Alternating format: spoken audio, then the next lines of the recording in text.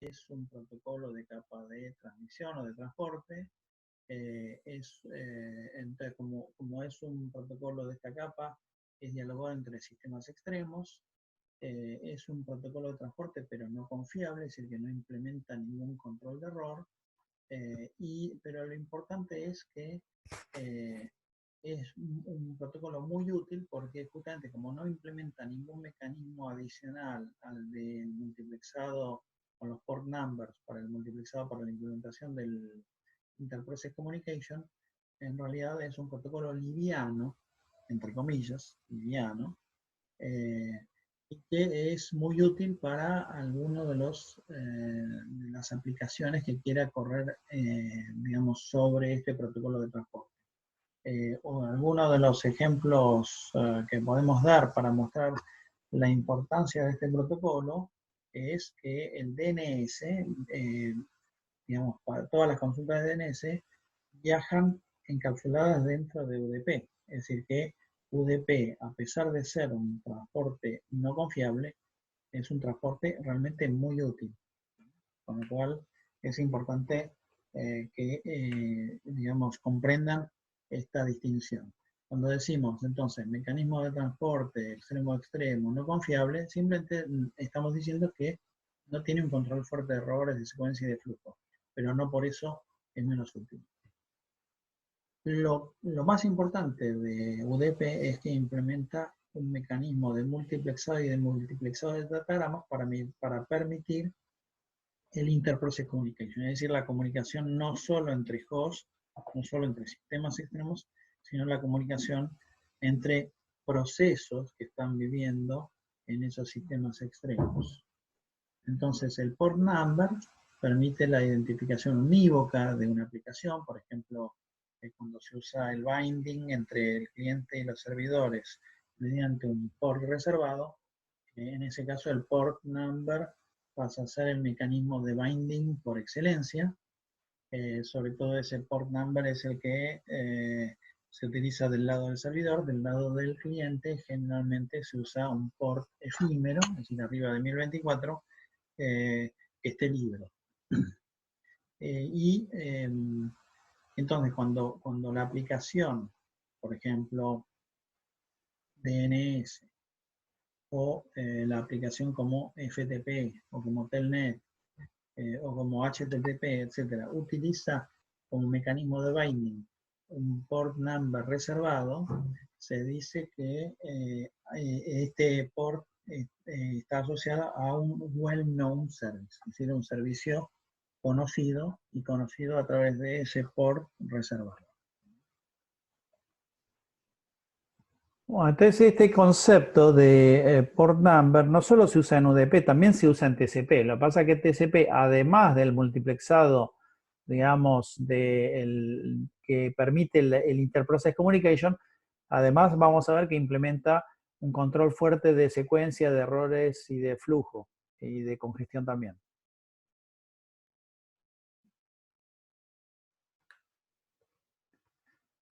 Para reforzar un poco, para que vayan viendo este concepto de port, si quieren también pueden consultar con netstat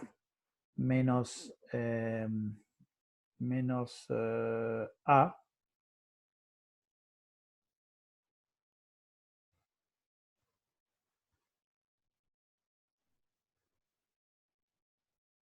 Ahí está listando la información de los sockets, tanto de, perdón, a ver, acá, de los sockets TCP, socket stream, como la información de algún socket datagram que pueda haber, no sé si lo habrá, pero ven, hay todo tipo de conexiones TCP establecidas.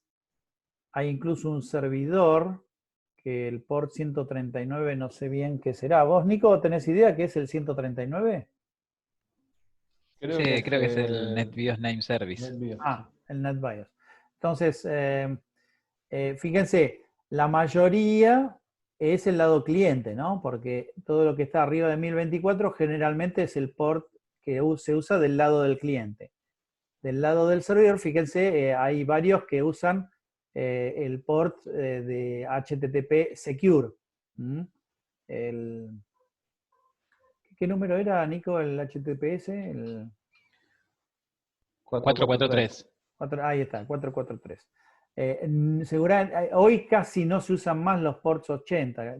Casi todos los servicios web se trabajan sobre 443, que en realidad es el HTTP sobre Secure Socket Layer, sobre SSL. Pero, digamos, de esta manera ustedes pueden ver qué es lo que tienen, digamos, como sockets y qué información les puede dar. Entonces, lo que siempre les muestra es la dirección. Fíjense que esta es la dirección de localhost. La dirección de localhost se usa para poder establecer comunicación entre procesos aplicativos que dialogan en la misma plataforma. ¿Tá? Cuando hay dos procesos que están dialogando a través de la misma plataforma, en realidad usan la interfaz de loopback que tiene la dirección 127.0.0.1. Si no, normalmente usan, por un lado, la dirección de alguna de las interfaces IP que tiene la máquina, el port local, la dirección remota y el port remoto. Y encima, en el caso de TCP, dice en qué estado está, si está established, si está listening, y digamos, a veces está en estados de transición. Estos estados, por ejemplo, close wait espera, digamos, un cierto tiempo antes de liberar el port que estaba siendo usado. Típicamente, por ejemplo, el port efímero, para que una nueva conexión no vuelva a usar ese port y entonces por error se confunda y algún segmento que quedó ahí medio demorado en la red le vaya a parar a un proceso que no corresponde. Pero bueno, esto es como para que ustedes tengan un poco más de idea de, es decir, esto es conocimiento bien concreto, ¿no? Es decir, ustedes acá ven que en las plataformas, primero, esto es mi notebook. Significa que en mi notebook tengo IP implementado, tengo ICMP implementado, tengo ARP implementado, tengo TCP implementado y también tengo UDP implementado. Y encima, digamos, justamente acá vemos los conceptos como no solo dirección, sino también port numbers. ¿Tá? Y en toda interacción entre dos procesos hay un IP number y un port number local y un IP number y un port number remoto que están asociados. Entonces ahora vamos a ver esto de TCP. ¿Le puedo hacer una sola consulta en este momento?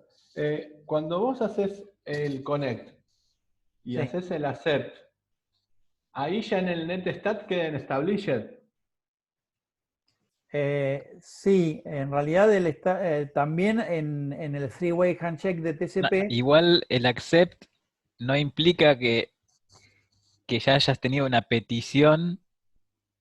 O sea, vos del lado del server podés hacer el accept. Esto ya es, digamos, desde socket se ve en la segunda materia. Pero si no tenés a nadie que te haya hecho una inicio de conexión, no podés ver nada en establish. Vos estás preguntando, suponiendo que ya ocurrió, digamos, la solicitud de inicio de conexión, ¿no? O sea que cuando está establecido y hay un puerto ahí, o sea, mi pregunta es simple. Si yo abro un socket, en mi máquina me abre un puerto y ahí envía información, ¿después ese puerto se cierra después del socket o ese puerto queda establecido todo el tiempo en la comunicación de toda la vida de esa comunicación? O sea, abre un puerto por cada socket que mando. A ver, cuando vos estableces una conexión, ¿sí? Que tiene que pasar toda una serie de pasos que ya veremos en detalle cuando llegue el momento, la conexión queda en ese estado que se llama establecida y después vos podés enviar datos de forma bidireccional y cuando lo quieras podés cerrar el canal de transmisión en uno o en ambos sentidos, ¿sí? Y ahí pasa a esos estados transitorios de closed wait. cuando, digamos, pero vos le tenés que dar la orden, ¿sí? Vos explícitamente a través de una llamada a sistema, una system call, cerrás la conexión, o sea, para liberar después el recurso del socket. Perfecto, pero entonces cerrás la conexión, pero ¿y el socket y la conexión? O sea, no sé si me explico lo que quiero decir. Yo levanto un socket y abro un puerto en mi máquina y envío. Cuando ese socket se cierra el puerto de mi máquina o queda abierto cuando hago otra llamada, otro envío Mira, o Acá sea, hay, un puerto ojo, por cada. sí. estás, digamos, Claudio, espera. Claudio, adelantándote un claro. poco, me parece. Claro, primero, digamos, tal vez lo que pasa que vos, como venís de sistemas, ya tenés alguna experiencia de interactuar con la API de Socket y querés entender cómo esa API de Socket se relaciona con el protocolo. En realidad eso es algo que, por ejemplo, nosotros abordamos en laboratorio de redes. Pero primero hay que entender bien cómo funciona el protocolo TCP y UDP. Encima en el caso de TCP es más complicado porque, digamos, el socket es una entidad del sistema operativo que no necesariamente está, digamos, vinculada directamente con el concepto de conexión lógica del protocolo. ¿Tá? Ahora justamente quiero avanzar para mostrarles un ejemplo, digamos, que les va a clarificar sobre todo esto de la conexión lógica. ¿Tá? Claudio, ahí te dejé un link si que después querés leer por tu cuenta cosas de programación y red, que es lo que solemos leer en en la materia. Genial, muchísimas gracias. Bueno, De entonces nada. habíamos visto UDP. ¿Tá? UDP es un protocolo de capa de transporte o transmisión que viaja encapsulado dentro de IP y que permite, digamos, que un proceso aplicativo pueda comunicar con otro proceso esperen que lo admito a Gonzalo, ahí está, y establecer una comunicación entre dos procesos distribuidos, un proceso en un sistema extremo y otro proceso en otro sistema extremo.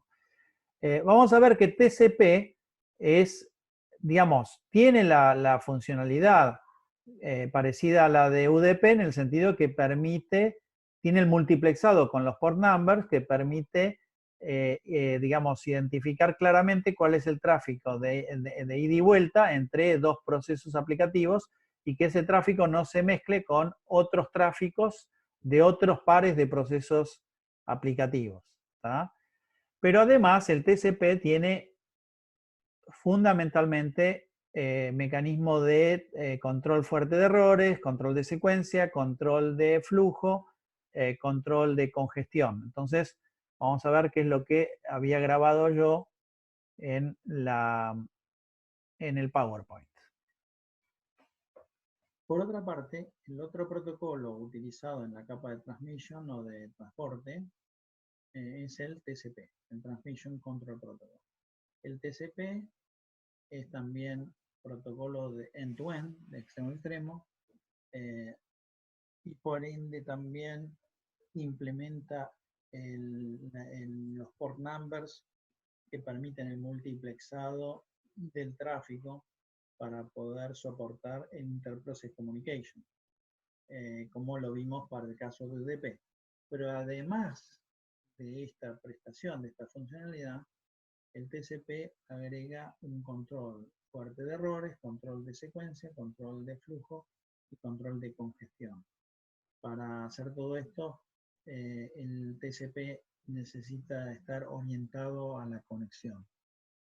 Entonces, después vamos a ver, cuando abordemos específicamente el protocolo TCP, que por ser un protocolo orientado a la conexión, obviamente tiene una fase de conexión, una fase de transmisión o de intercambio de datos y una fase de desconexión. Cabe, digamos, enunciar en este caso qué entendemos por conexión lógica.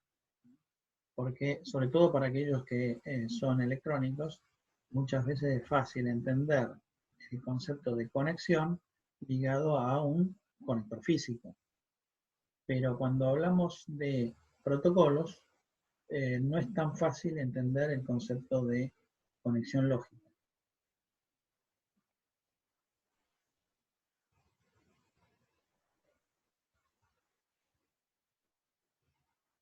Vamos a ver esto y después además hice un video específico sobre ese Entonces, tema. Para entender mejor esto del protocolo TCP orientado a conexión, es importante que entiendan a qué nos referimos con un protocolo orientado a la conexión. Es decir, un protocolo orientado a la conexión es un protocolo cuya interacción actual depende de la interacción pasada. Entonces, me imagino que más de uno de ustedes pensará, bueno, ¿qué me está queriendo decir con esto? Entonces les voy a dar dos ejemplos de la vida diaria donde hay un protocolo de interacción no conectado y un protocolo de interacción conectado. El primer ejemplo es cualquiera de ustedes yendo a comprar, por ejemplo, una gaseosa o una cerveza. Lo que van a hacer es, se van a acercar al mostrador o a la ventanilla y van a solicitar lo que están queriendo. El comerciante les va a entregar el producto solicitado, les van a pagar y se terminó la interacción. El comerciante no les preguntó quiénes eran, de dónde venían, no necesitó, digamos, para atenderlos, saber que eran clientes habituales. Es decir, que es una interacción no conectada, o por decirlo así, sin historia. En cambio, imagínense ustedes yendo a un banco. Cuando ustedes van al banco y se acercan a la ventanilla, el cajero les pregunta algo. ¿Qué les pregunta? El número de cuenta con el que van a operar. Es decir, ese número de cuenta está refiriendo a una interacción pasada, a una historia. Ustedes, para poder depositar o retirar fondos, tienen que hacer referencia a un número que de alguna manera describe que hay una conexión lógica entre ustedes y el banco. A esto llamamos conexión lógica. Podría darles muchos otros ejemplos de la vida común, diaria, donde nuestras interacciones son conectadas o no conectadas. Pero creo que con estos dos ejemplos, digamos, ustedes ya tienen una idea más clara de la diferencia entre una interacción no conectada y una interacción conectada. Los protocolos de comunicaciones no son muy diferentes porque son entidades que dialogan intercambiando mensajes. Entonces, ¿por qué TCP necesita ser orientado a la conexión? Porque tiene que recordar lo que puedo haber intercambiado como mensaje previamente. ¿Por qué? Porque si el TCP va a controlar, por ejemplo, secuencia, tiene que saber si el mensaje actual que recibe está en orden respecto de los mensajes anteriores. Es que, por ejemplo, para establecer un control de secuencia, sí o sí hay que establecer una interacción orientada a la conexión. Y como toda interacción debe tener un comienzo, tiene que haber una fase inicial en la cual las entidades que dialogan se ponen de acuerdo para comenzar a interactuar. Eso es lo que llamamos el establecimiento de la conexión. En términos académicos, esas entidades son lo que llamamos autómatas finitos. Intercambian mensajes y evolucionan. Esos mensajes intercambiados los hacen evolucionar de un estado a otro.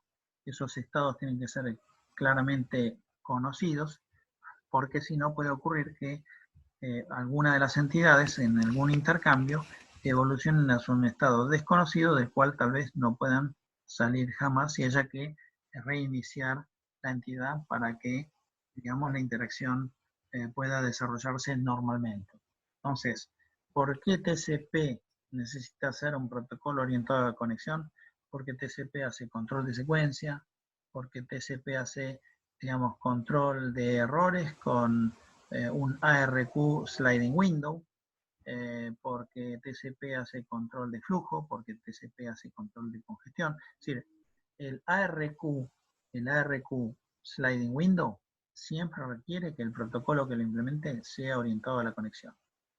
No así el ARQ stop and wait. En el ARQ stop and wait podría obviarse la necesidad de establecer, digamos, un comienzo de la comunicación para poner, sincronizar las variables de estado de las entidades que dialogan, de los autómatas finitos. Entonces, espero haber sido claro con esto. El TCP está orientado a la conexión porque las funcionalidades que implementan así lo requieren. El UDP no está orientado a la conexión porque no implementa ninguna funcionalidad que requiera recordar cuáles fueron las interacciones pasadas para saber cómo tratar la interacción presente. ¿Y qué me cuentan?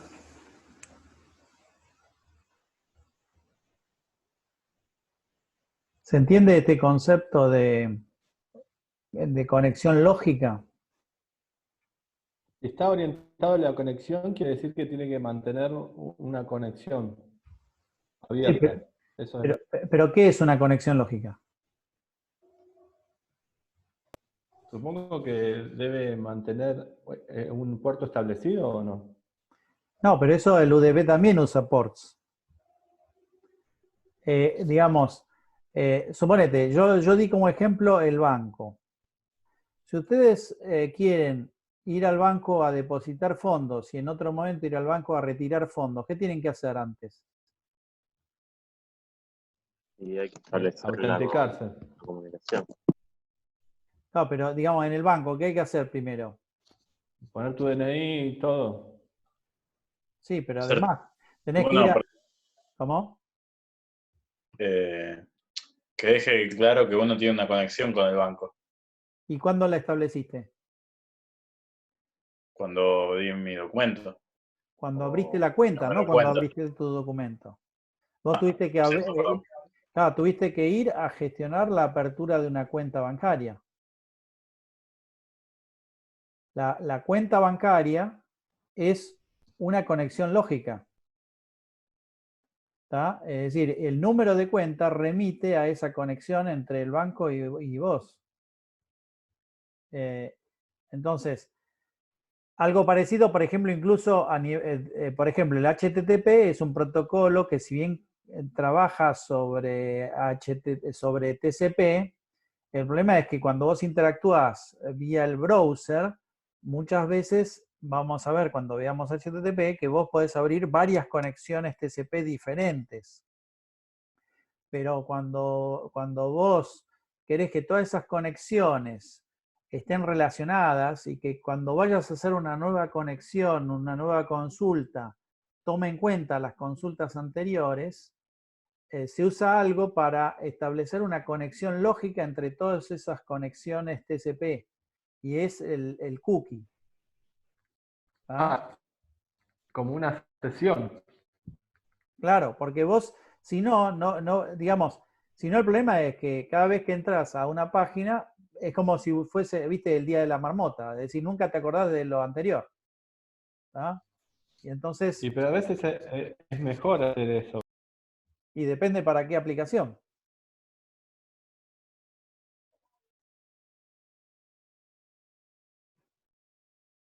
Porque si no estás como un ambiente conectado todo el tiempo. Y fíjate que vos cuando entras a un montón de sitios, digamos, empezás a interactuar y te das cuenta que ya saben un montón de cosas de vos. Es decir, ahí los tipos, es decir, suponete, vos entras a una aplicación, te logueás, pero todo vía web, pero cada una de las operaciones que vos haces en esa aplicación, en realidad, debajo hay varias conexiones TCP. No hay una conexión TCP. Ahí es como el tema del stateless, ¿no? Claro, Con estados son estados. para convertirla en stateful, es decir, que haga seguimiento de estado, le tenés que incorporar estos conceptos que después le agregaron al HTTP, que son los de las cookies. Entiendo. Entonces, digamos, eso permite que cuando vos vas a interactuar, en un momento vos le tirás la cookie al web server y el tipo ya sabe, digamos, te va a contestar distinto si vos le tirás esa cookie que si no se la tirás. Porque sabe que sos vos, porque ya se estableció como un handshake entre los dos y ya Exacto. está todo, ¿no? Entonces es ahí donde hablamos de que un protocolo orientado a la conexión es un protocolo donde la interacción presente, digamos, depende de la interacción pasada. En el caso de los protocolos orientados a la conexión como TCP, son protocolos donde las entidades son autómatas finitos. En el caso de la navegación web, en realidad, digamos, habría que discutir si se trata de un protocolo conectado usando los cookies o no. Pero en definitiva, sí, el uso de los cookies en las aplicaciones web es la necesidad de mantener a lo largo de un montón de transferencias de datos en distintas conexiones TCP una relación, una conexión lógica entre todos esos intercambios de información. El tema acá es que lo que hablamos como conexión es lo que surge como extrapolar lo que antes era la verdadera conexión o vínculo, lo que era en conmutación de circuitos, ¿sí? o líneas dedicadas, donde ahí uno no tenía, digamos, por ejemplo, yo escribo los datos de una manera y no había una posibilidad de que se reordenen en el medio o pase algo, ¿sí? O sea, no sé si se acuerdan cuando vieron, no sé, en X25 o en Frame Relay, digamos, o sea, se establece el circuito virtual y entonces cuando uno manda los datos por ahí, tiene un vínculo directo, de hecho, bueno, si no lo usa, lo tiene hasta reservado, dedicado a veces, y tiene todas esas bondades, ¿no? La conexión. Acá a lo que se refiere TCP es con el concepto de conexión, porque si no es como gateway, después depende en qué ámbito se lo interprete, puede tener distintos significados, es que tiene la capacidad de emular lo que antes era un circuito virtual, ¿sí? De alguna manera. Que No, pero, eso, perdón, Nico, los protocolos como X25 y FrameRelay son protocolos de packet switching, donde no hay circuit switching. Y el concepto de de virtual circuit es un concepto de justamente es virtual, por eso. protocolo, claro, pero es protocolo orientado a la conexión. Es decir, X25 es un protocolo orientado a la conexión y vos podés dar servicio FrameRelay orientado a la conexión, aunque también en FrameRelay se podía dar un servicio no conectado. Sí, igual me quería referir no sé, a las líneas directas viejas, ya sea, digamos, módem o seriales o lo que fuere, donde, digamos, ahí se decía, digamos, surgió el principio de conexión. Porque después vos nombraste sesión, le digo a Claudio, y sesión se interpreta totalmente distinto. Es más, sesión en HTTP o en el contexto de una página web es totalmente distinto. Sesión se suele decir, cuando hablamos de capa de transporte, a la comunicación que puede surgir entre, digamos, entre dos nodos y, por ejemplo, se atribuye al protocolo UDP. ¿Sí? Cuando yo tengo dos endpoints hablando en UDP, se dice que están en una sesión UDP. ¿Sí? Eso cuando uno ve o maneja firewalls o equipos que ven UDP y TCP, no se puede decir conectar